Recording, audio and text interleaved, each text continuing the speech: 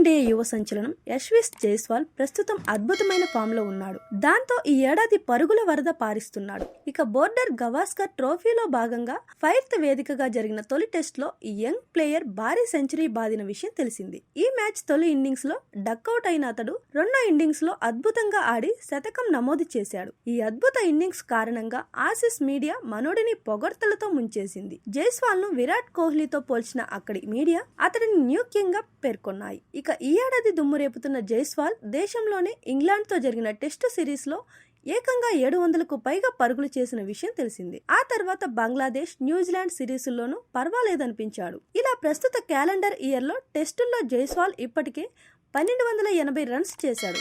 మరో 283 పరుగులు సాధిస్తే భారత్ తరపున ఒక క్యాలెండర్ ఇయర్ లో అత్యధిక స్కోర్ చేసిన ఆటగాడిగా నిలుస్తాడు. మరో 283 పరుగులు సాధిస్తే భారత్ తరపున ఒక క్యాలెండర్ ఇయర్ లో అత్యధిక స్కోర్ చేసిన ఆటగాడిగా నిలుస్తారు. ఇప్పటి వరకు ఈ record master blaster Sachin Tendulkar పేరిట ఉంది. 2010లో సచిన్ 14 మ్యాచ్ల్లో 1562 రన్స్ చేశారు. ఇండియా తరపున ఇప్పటి వరకు ఈ పరుగులే అత్యధికం. ఓవరాల్ గా పాకిస్తాన్ క్రికెటర్ మహమ్మద్ యూసఫ్ టాప్ లో ఉన్నాడు.